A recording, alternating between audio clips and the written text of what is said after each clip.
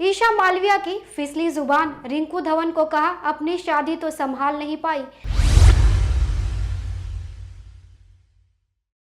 Hello, आप देख रहे हैं फर्स्ट इंडिया टेली और मैं हूं आपके साथ रजनी दुबे। इन दिनों ईशा मालविया और समर्थ के ब्रेकअप की खबरें काफ़ी ज़्यादा चर्चे में बनी हुई हैं। अब ऐसे में बिग बॉस के जो कंटेस्टेंट थे उनका रिएक्शन भी आ रहा है।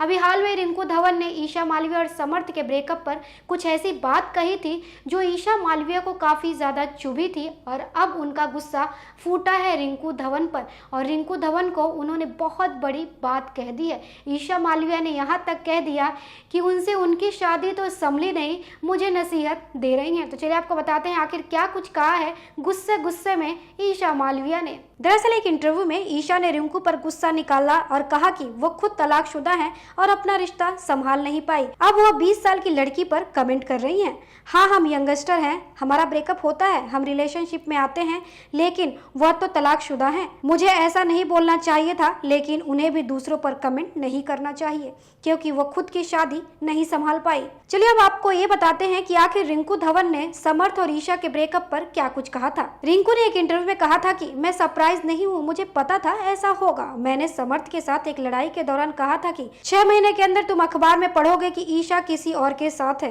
इस दौरान रिंकू ने ईशा को ओवर एम्बिशियस भी कहा था और दावा किया था कि ईशा लोगों का इस्तेमाल करती हैं और फिर मूव ऑन कर लेती हैं।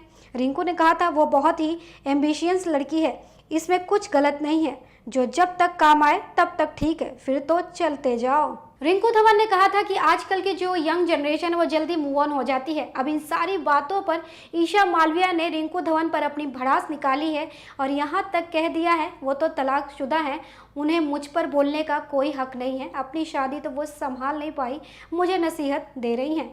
अब इस पर आपकी क्या राय है हमारे कमेंट सेक्शन में जाकर कमेंट करके ज़रूर बताएं और ऐसी खबरों के लिए बने रहिए फर्स्ट इंडिया टेली के साथ। चैनल को लाइक, शेयर एंड सब्सक्राइब करना भी बिल्कुल ना भूलें।